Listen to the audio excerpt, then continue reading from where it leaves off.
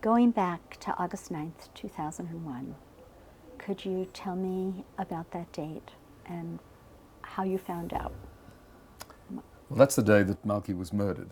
And it was a very ordinary day from my point of view. I was running a drug company here in Jerusalem. We were developing products for a big Swiss drug company. Went out to lunch, came back. My wife was on the phone shrieking and shouting, "There's been a pigua in the center of town. I can't reach the children." Several hours went by before the shape of this became clear, in fact many hours, but only a short time after that I left the office, I went home. My wife was then on her way to one of the hospitals. She told me from the car that she couldn't stay at home, and all of this ended only 12 hours later when our two oldest sons with a social worker went to the government pathology lab in Yafo near Tel Aviv and phoned home at 2 in the morning and said, "We found Malki," and that was the end. But it was the beginning also, the beginning of a very difficult period in our lives. Right. Can you tell me a little something about Malki? I'll start by saying she was 15 years old at the end of her life. People adored her. She always had a smile on her face. She was a sunny presence wherever she went. Within the school, she became known as an advocate for the children with disabilities who were being mainstreamed in her school. To their great credit, they had the right idea. It didn't work out that well. It needed an agent. Malki became that agent. In our own community, she was a madricha, a leader of little girls in a group, in a youth organization called Ezra. She told us not that much about it. Everything we know about it, we learned afterwards from the little girls. And even up to the last few days of her life, she and another girl from school decided, this was the summer vacation, that they would go to become helpers at a camp for disabled children on the banks of the Sea of Galilee, Lake Kinneret. We knew almost nothing about it. We learned afterwards that when they came there, they were told, "No, you can't come in because it's only for professionals." They persisted. They came back. Malki was beaming from ear to ear and never managed to tell us the stories. She was murdered just 2 days later. But then we learned from the people who were there what a positive influence she was. Her empathy was remarkable, and her sensitivity to disabled children in particular. Oh, yes. Yes, and Malki had aspirations. What were her aspirations in life? Well, she wanted to be helpful to children with disabilities, and thankfully this video is going to last for 2.5 hours so that I can begin to touch the surface of the wonderful things she did. Right. But beyond that, I think we had the sense that she would probably want to follow her siblings into professional life, but more than that, she was too young. She was 15 years old. We never really got to that stage with her life. Right. So what do you know about the mastermind of Malki's murder? Well, the first thing to say is that there was a mastermind. People assume that these terror attacks somehow emerge from some explosion of hatred in some dark room. It's really not like that at all. She, the woman, the mastermind, was 21 years old.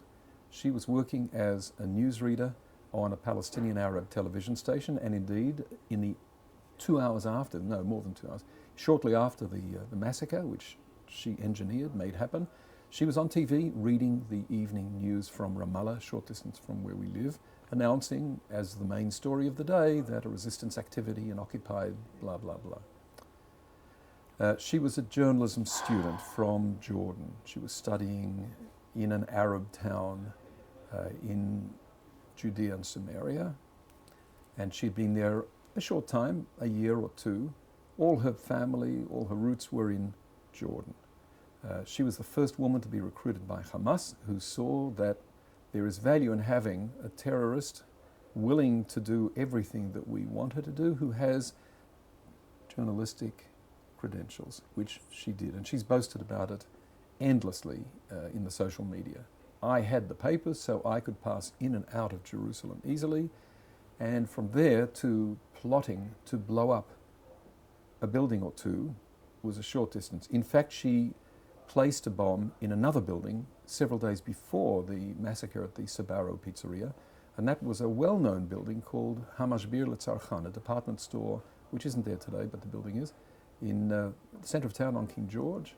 She walked in there with an explosive-filled beer can, placed it on the shelf. She boasts about how many people were killed there. No one was killed.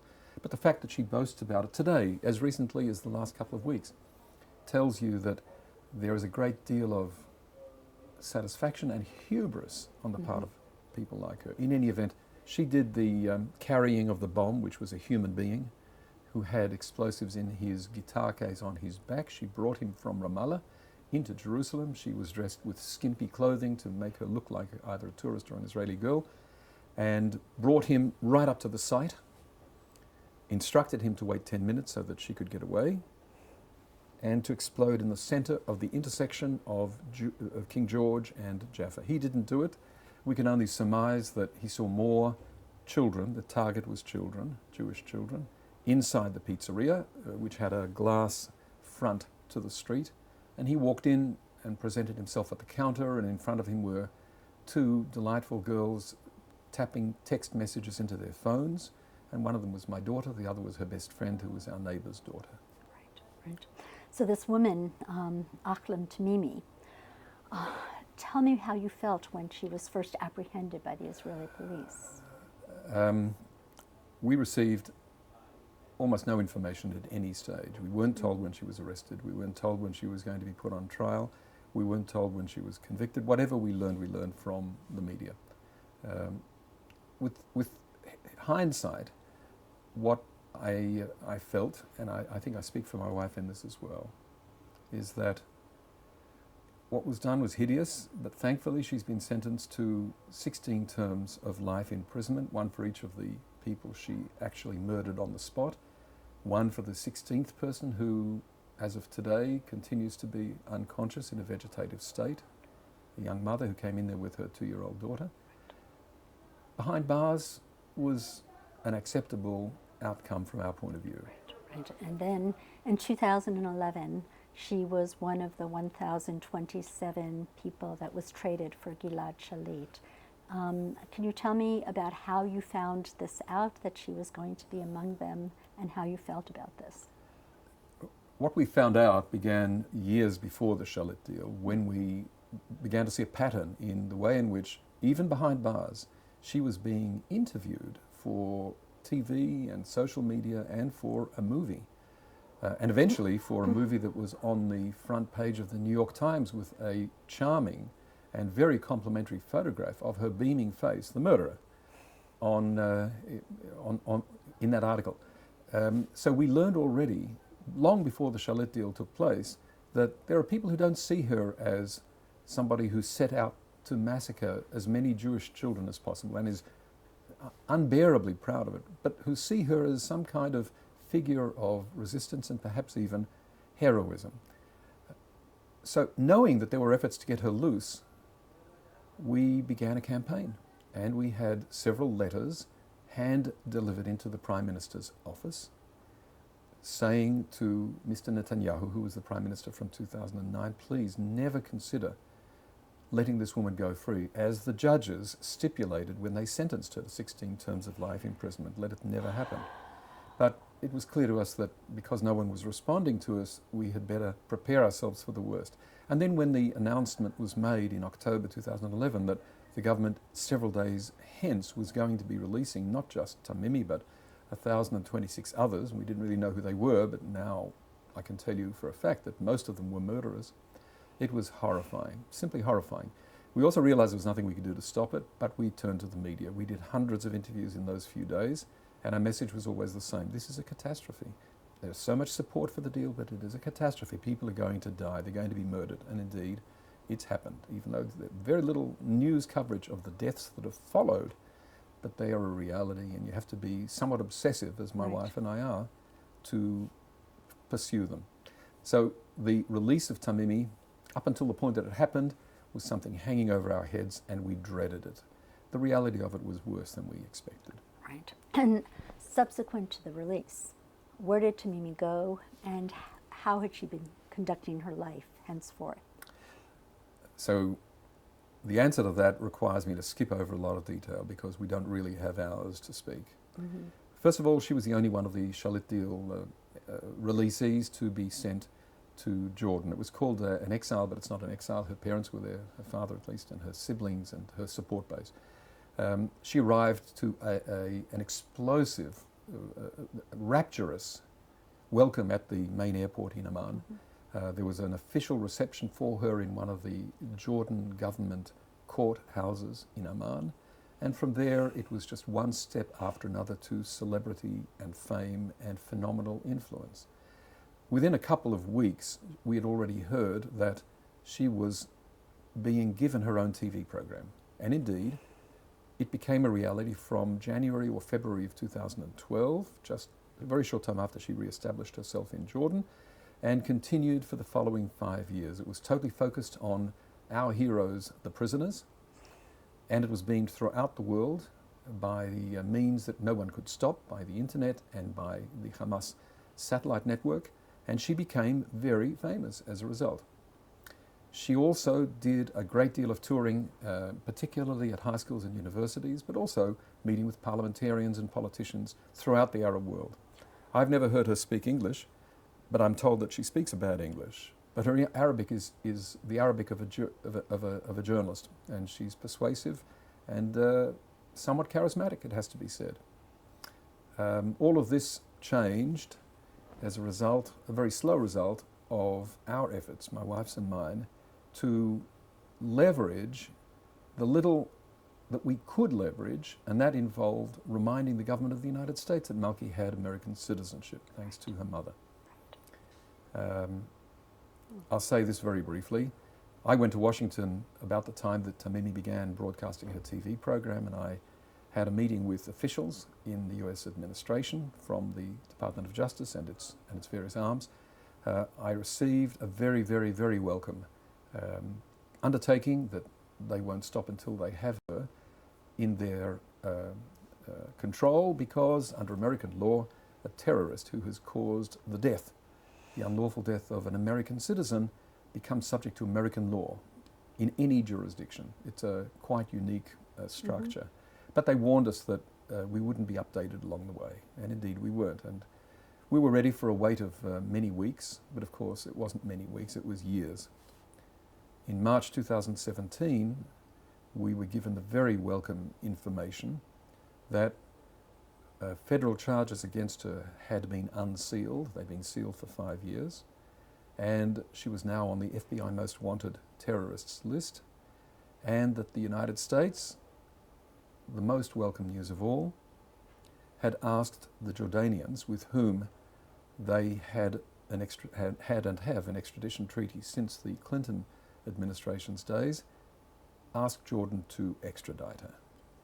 But they already told us, the same day that they told us the things I've just mentioned, that Jordan is already refusing. And several days later, almost as if it had been stage managed, the Jordanian Court of Cassation, which is the highest court in Jordan, handed down a decision which said there is a fatal flaw in the extradition agreement, and it has been unenforceable from day one. I happen to know that there were other Jordanian nationals that were extradited to the United States. Are you aware of those cases? Yes, I think you're right. I'm sure you're right. And indeed, we've been arguing to whoever would be interested in listening that the determination of the High Court in Jordan has many flaws, but the biggest flaw of all is they've never acted as if it had a problem, and they've handed over, as they should, as they must, felons, in every case terrorists, to the United States. Right, right. So it sounds like you've gotten some way towards our goal with the Department of Justice and the FBI. Where's the holdup then? First of all, I have to say that I don't know with certainty where the holdup is. I can only speak from my own experience. It was striking to us from the very day that we became aware of the arrest procedure that, unlike all of the other murderers on the FBI Most Wanted Terrorists list, there was no reward on Tamimi's head. Almost all of the other people on that list, and there were 28 or 29 of them, still are, had a prize of $5 million. In speaking to the very warm and supportive contacts that we've had on the law enforcement side of the US government, we were told that rewards, a little bit counterintuitively, happen to come from a different part of the United States government, the State Department. And after some digging around, I made contact on the personal telephone line of the personal work telephone line of the lady who for 14 or 15 or 16 years has been the head of that unit.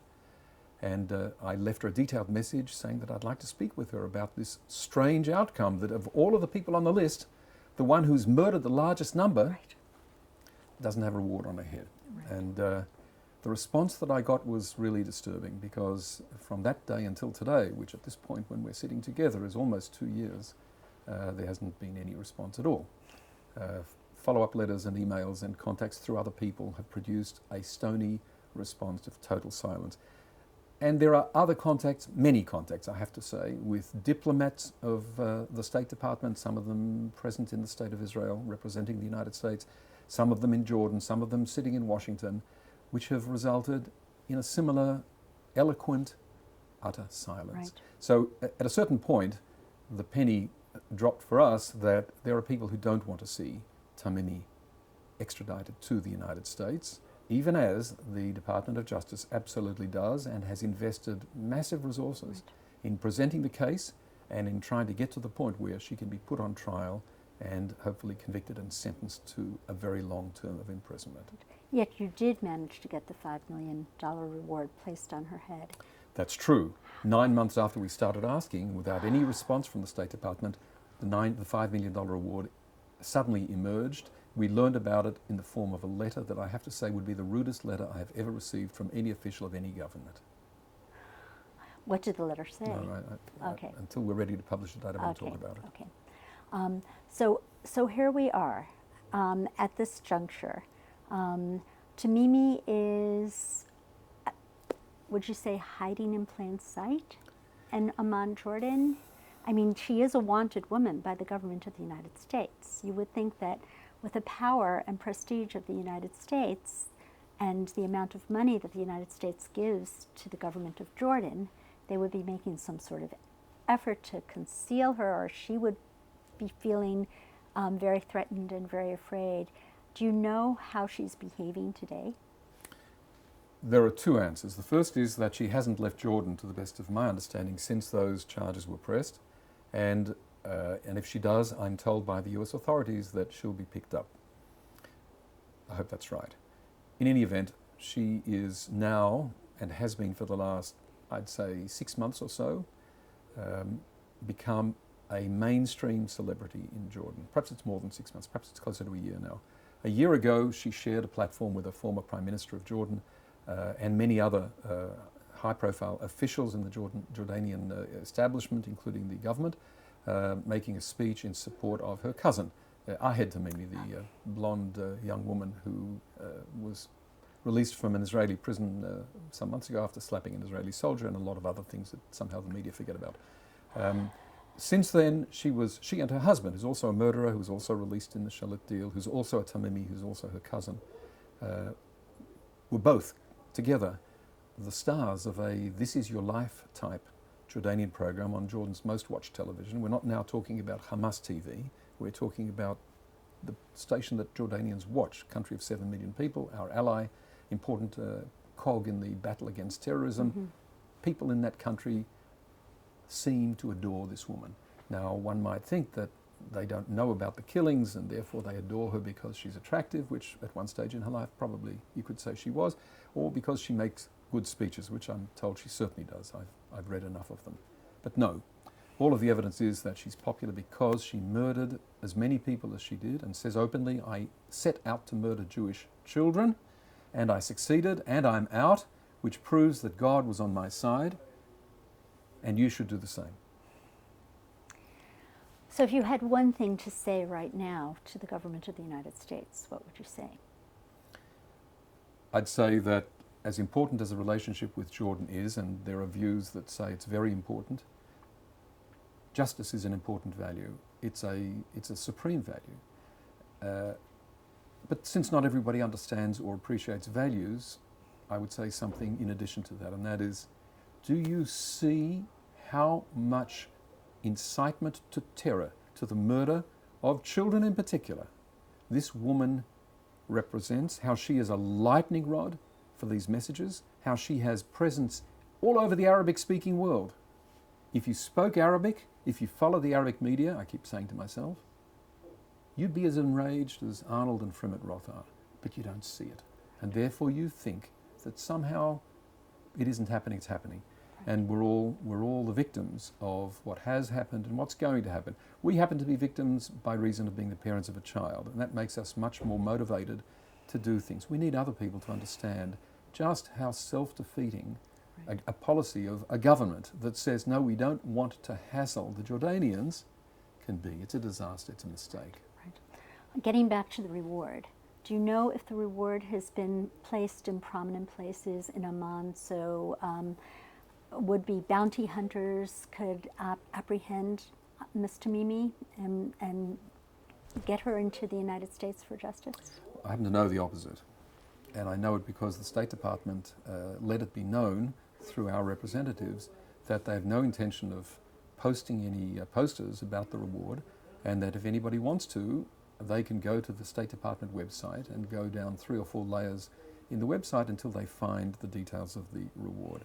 We've taken it upon ourselves, of course, to circulate it as much as we can, and it does come in an Arabic version, and we've sent that through a lot of very friendly and sympathetic and understanding Arabic-speaking and Arab friends. But I'm quite certain that if you did a walk around not just Amman but any part of Jordan, you would never see the poster. I can say that at a certain point, after a great deal of pressure, a great deal of being obnoxious, I was told by an official in the US embassy in Amman, where there is no ambassador for strange reasons, that the poster about the reward has now been put up in a public place as we asked for it to be. But that was then, and I don't know what the situation is today. One of the things that EMET did that I'm feeling very grateful that we were able to succeed in doing was to have you testify at the congressional hearing in front of Chairman Ron DeSantis at the Congressional Oversight Committee. Do you feel that experience was at all helpful in getting the Office of Justice for Victims of Overseas Terrorism to uncover the indictment? So here, Sarah, I've got to say that I don't think you do yourself justice. The organisation and the work that you do is terrific. No one else has reached out to give us backing and support in the way that you have.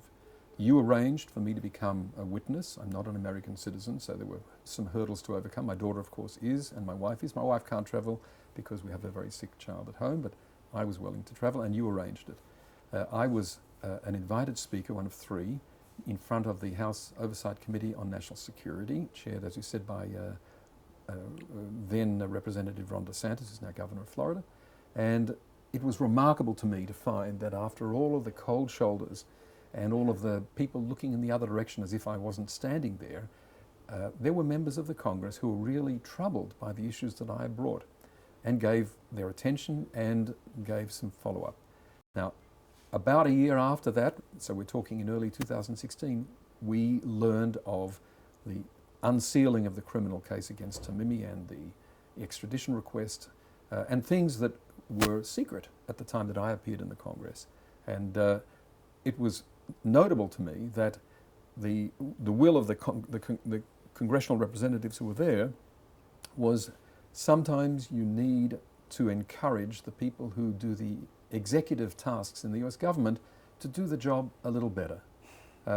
The central focus of the speaking that I and the 2 other victims of Arab terrorism, who were Americans, was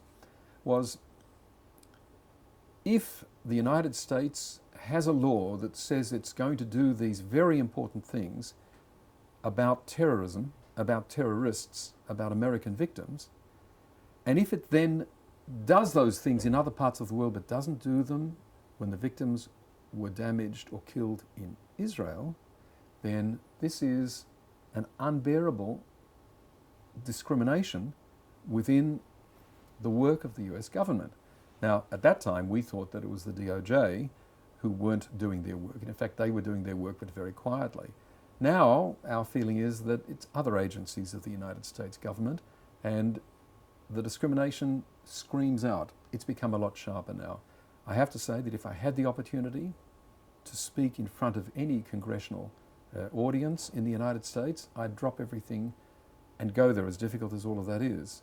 But if there are other ways, talking to the media, I think that it's an important message. As obnoxious as I am, as persistent as my wife is, I think that we have to keep pushing and even harder, because the media give us what's called in Israel, not interested in talking to you, don't want to cover the story. I don't just mean the Israeli media, but it's also true of the Israeli media. It's the foreign media. Israel is the most covered foreign territory for the world's media. Associated Press sent a journalist into Ahlam Tamimi's home in Amman and interviewed her as if she were royalty. Other interviewers have moved in there, have found her because she's never been in hiding. Her address is known. She's a public persona. With us, it's as if we have leprosy. So if the CIA wanted to just go in there and apprehend her, they could do that today? I have no idea. But I'd have to imagine that the arm of the United States could do what it needs to do, and for that matter, so could the government of Jordan. And at some stage, we still hope that it will. It's depressing and also infuriating that the relationship that the Jordanians have to the United States, as we're speaking, as you know, the King of Jordan is in Washington, regaling audiences with his strong, uncompromising position against terrorism, while actively harboring one of the most active, one of the highest profile, one of the most vicious and savage terrorists that there's ever been, Ahlam Tamimi, in his backyard. So there's a lot of work for all of us to do.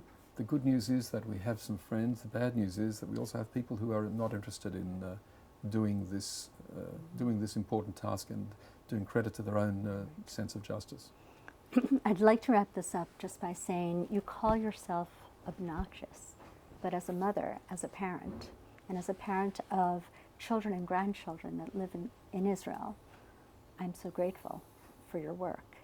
It's your pain and your persistence, and from that persistence that hopefully might be preventing other acts of terrorism here in Israel and throughout the world. So we just have to get the message out. From your mouth to the Ribbono Shel Olam's ears.